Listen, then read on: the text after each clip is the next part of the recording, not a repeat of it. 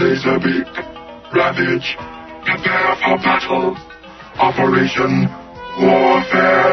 Hey guys, welcome back to another Chukatron video. Today I'm going to be doing an unboxing and review on the Siege War for Cybertron 2-pack Laserbeak and Ravage.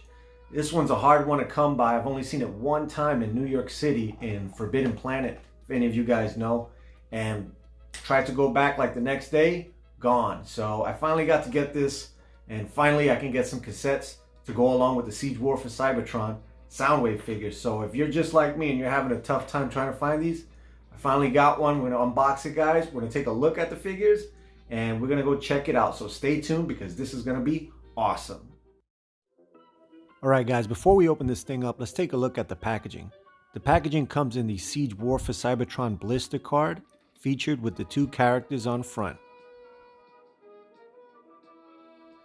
When we turn the packaging around, we'll see that the characters are in their robot mode on top, their alternate modes in the middle, and we have a picture of Soundwave there with the characters on the side. Alright guys, let's tear these things out of the packaging.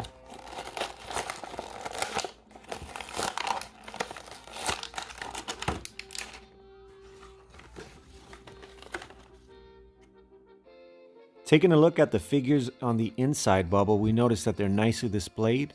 Laserbeak on top, Ravage on the bottom. The figures also come with the standard Siege War for Cybertron instruction manual, shows you how to transform them and all the stats.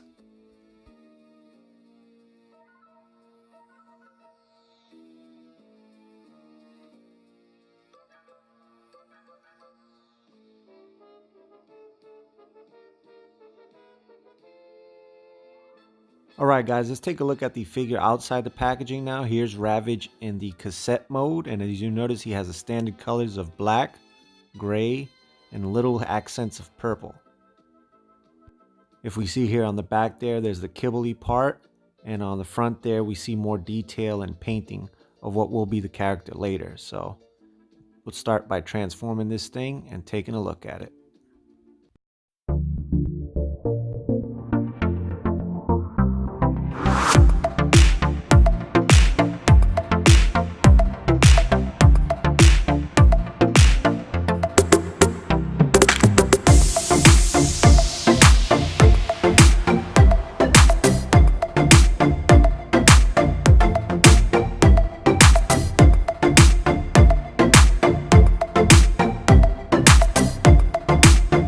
Alright guys, so here's Ravage in his robot mode, and as you can see, he looks very G1-ish, classic Ravage.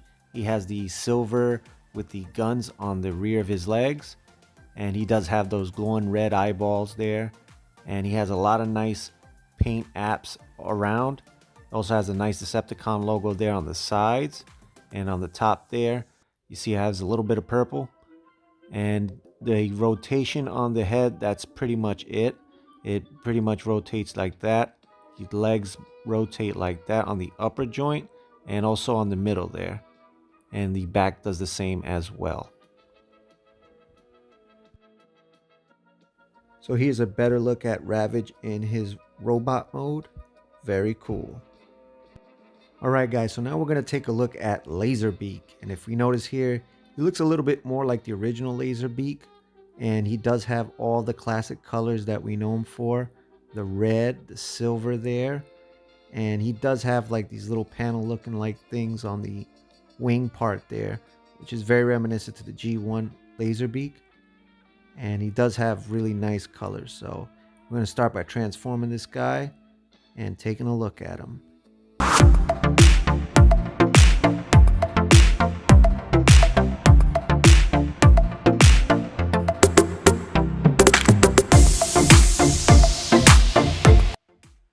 Alright guys, taking a look at the figure in robot mode, we notice it looks very reminiscent to the G1 Laserbeak figure.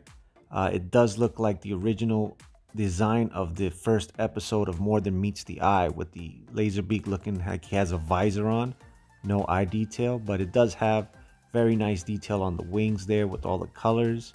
It does have detail in the middle section of like wings and feathers. On the booster we see the Decepticon logo, and on the rear we do see little thrusters there on the back which we know Laserbeak has. And on the bottom, we see the classic feet, very reminiscent to the G1 figure. And all in all, the articulation is the same. Wings move out like so. The neck and the head articulate like so. Very reminiscent to the original figure.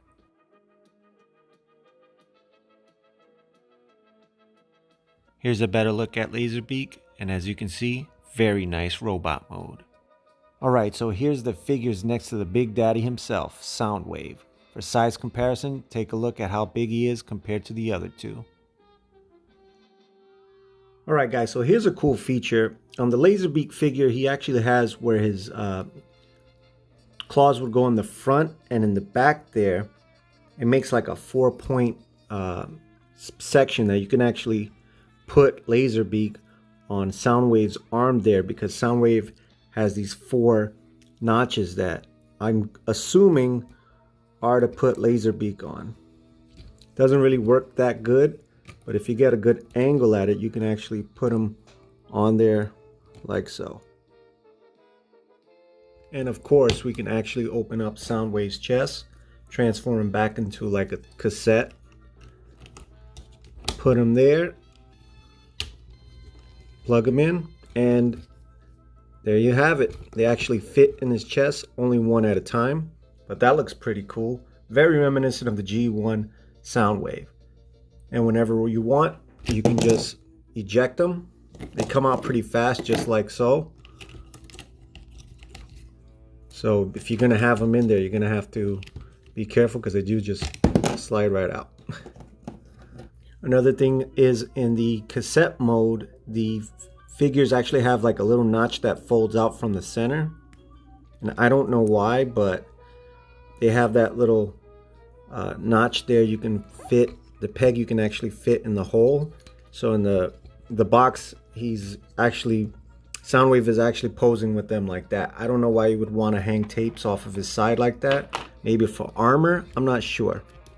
But you can have them like that, or you can put these wherever you want. You can have them like that, which that kind of looks cool. You can use them as a shield, but yeah, you can hang them on the side, so that's not too bad. Alright guys, so there's my review on the Siege War for Cybertron, Laserbeak, and Ravage 2 set. All in all, I think it's a very great adaptation of the characters in the Siege War for Cybertron line. A must-have if you have the Siege War for Cybertron Soundwave figure. And this is Chukatron signing out, saying peace, love, harmony, and God bless. Thank you guys for watching.